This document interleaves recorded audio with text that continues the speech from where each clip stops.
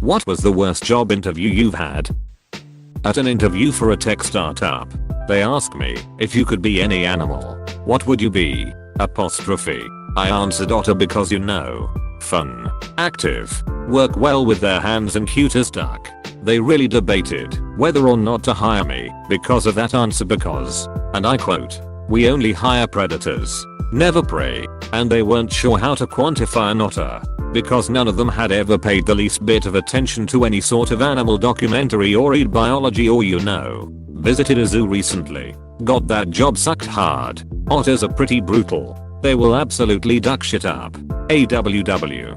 Otters hold hands while they sleep so they don't float apart 3 feet. They also rape baby seals. The interviewer insisted on knowing why I'd left graduate school. Now, I had left graduate school because my advisor died in a car accident and the whole small department was thrown for a loop and no one seemed to know or care what was going to happen to me or my just started research project. The asshole interviewer wouldn't even accept my advisor died suddenly and dug into the gory details until I was almost in tears, even intimating that I must have had feelings for my advisor.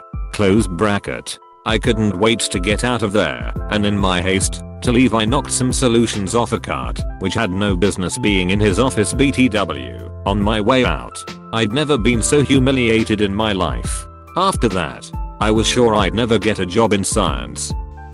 Was invited for an IT helper position when I was 17. Would help fix computers for people at a shoddy PC fix shop. They asked me what's the first thing you check if a customer calls and says their screen doesn't turn on. I said, well, you gotta check if they have it plugged into a socket. They laughed and said thank you, that will be it. Then led me to the door and gently pushed me out. I drove 2 hours for the interview. Got there and the interviewer was off sick and hadn't told anyone about me coming in. Got back in my car and drove the 2 hours home. Withdrew my name from consideration. I drove an hour away to an interview at 8 AM. I waited outside the interviewer's office until 8:30 AM with no one to tell me where to go or where she was. Finally, another employee walks by and I ask if they know where this woman is to interview me. They had no idea where she was, why she was late, and told me if she wasn't there yet, I should leave because she probably forgot. Okay. I decide 45 minutes is the cutoff, especially standing in a government building looking like a creep waiting. 8:45 on the dot she rushes in, flustered, wet hair, and in casual yoga pants. With all the resurgence of patience I could muster, I greeted her and was met with a passive-aggressive scolding of how the interview was at 9, not 8. I triple checked the email asking me to interview, and it was 8. We had conducted a phone interview and she followed up with an email request to an in-person interview at 8. I was 100% positive on this. I hate being late. Even with this. And I did say, I'm certain you said 8 AM. Mom, she wasn't having it. Conversely, she also went on about why she was late. Surmounting in, she went to the gym and forgot her underwear to change into and had to stop at a store and buy new ones after working out. Before coming to work, she told me this in the first 5 minutes. Why? I didn't ask her. Regardless, she looks at my resume, apparently for the first time, because she proceeds to tell me how it is unimpressive and my graduate studies should have yielded numerous publications after 5 years. In my field, most don't publish until after 3 to 4 years. Even still, she kept saying how I had moved up the interview time, showed me the workspaces, and told me I probably wouldn't be interested in what they do there. I politely told her I had driven, at her request, to be there and interview for employment. I was very interested. She waved me off. As we left, I just tried to hold it together. I was very poor and very desperate for a job.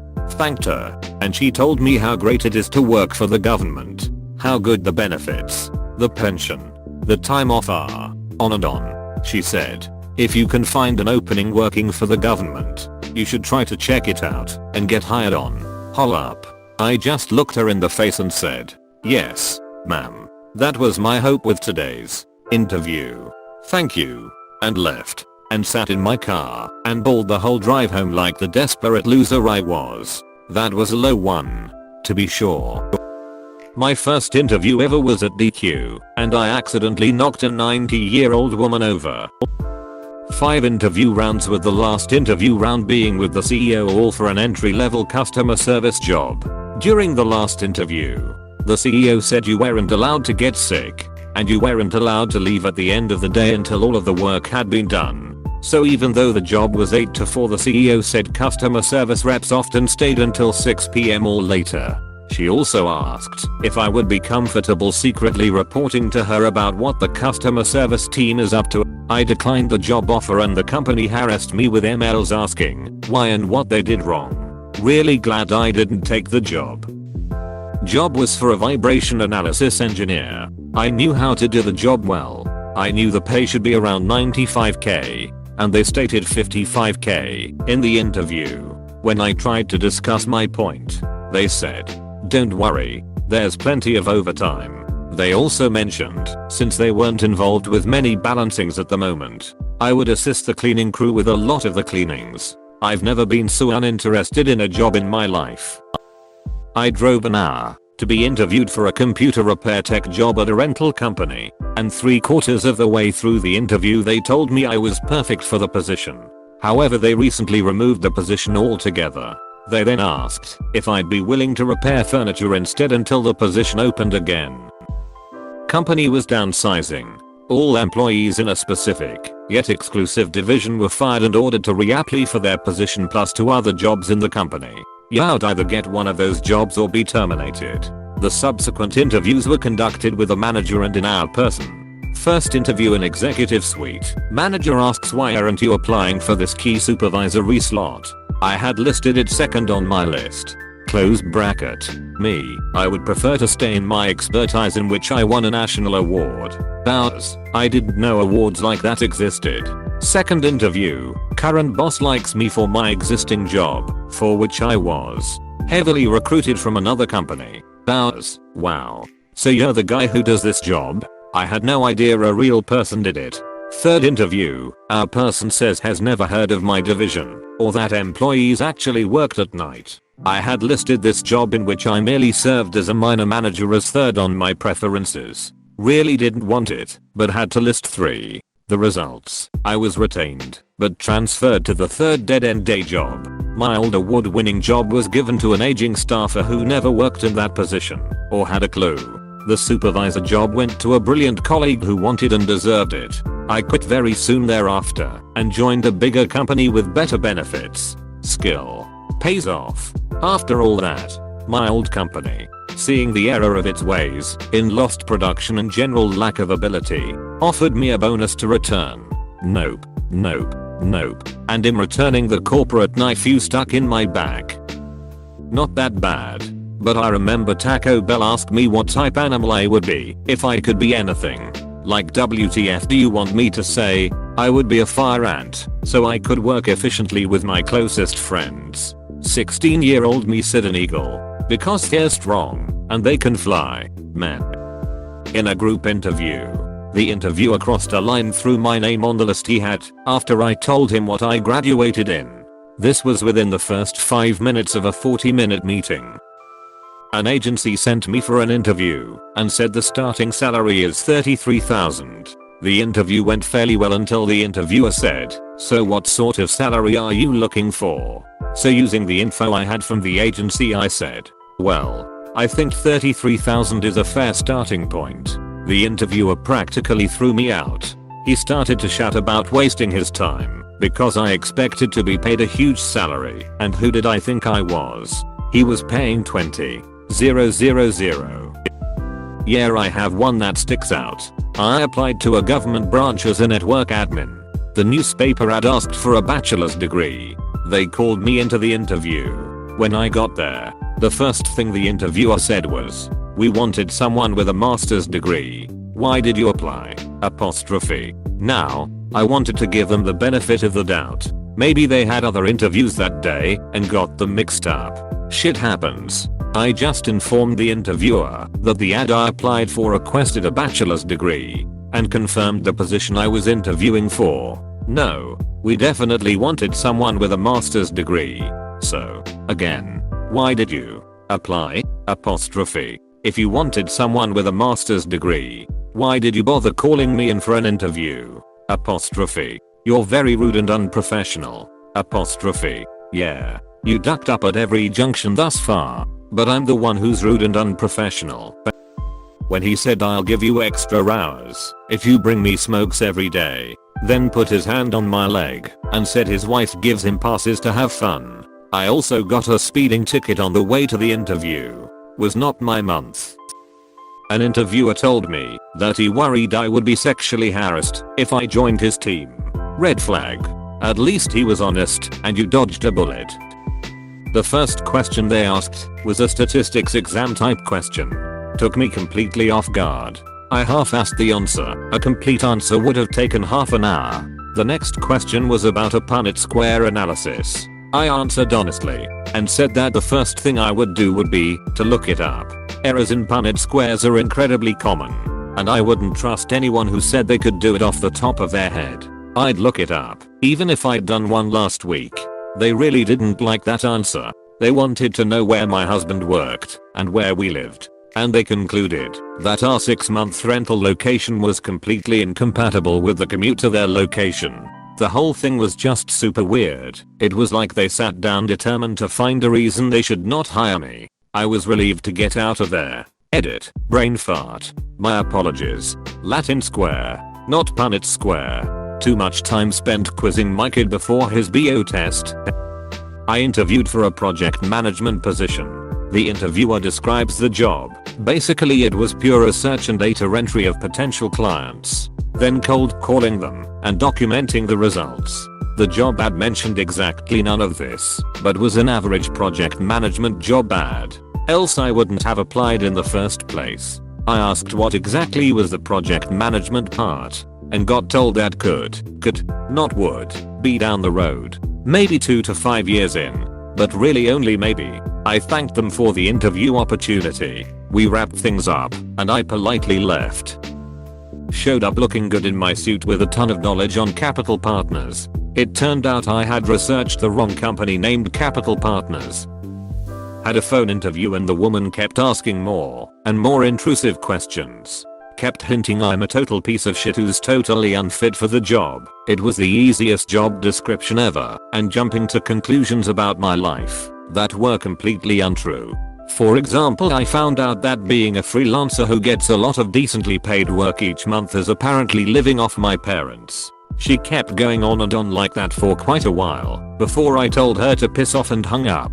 Didn't really need that job too badly, but it was in a different country, so the travel aspect was the main reason. Years later I found out it was a stress interview, which apparently is a thing. Fuck those people. I went into a family-owned custom furniture shop that had several openings in the carpentry department. Red flag #1. When I arrived I spoke to the person at the front of house stating I was there for an interview. The conversation went as follows. Note, owner's office was directly behind the front desk. He was watching us through a two-way mirror. Meet a front desk clerk. Hi, I'm here to interview for the carpenter position. I saw your post on LinkedIn. Owner storms out of his office. Points a finger at me. Face full of anger. Red flag #2. Owner, are you experienced? Me, yes. I have 7 years experience with carpentry, but I'm new to furniture. Owner, are you experienced? Red flag #3. Me, yes. Owner, fine. I'll get the lead carpenter and he'll talk to you. At this point I should have noped the duck out of there, but I had been unemployed for some time and my savings was running on fumes. So I assumed he may have just been in a bad mood that day, so I had waited for the lead carpenter. Lead carpenter comes out, and we have the interview on the sales floor. Interview goes as normal, until he asks me about my experience. Carpenter, so tell me how you have experience with woodwork, but not with furniture. Me, I build musical instruments. I'm familiar with all power tools and measurements required. Carpenter looks at me like I have 2 heads while I explain this. But the rest of the interview proceeds as normal.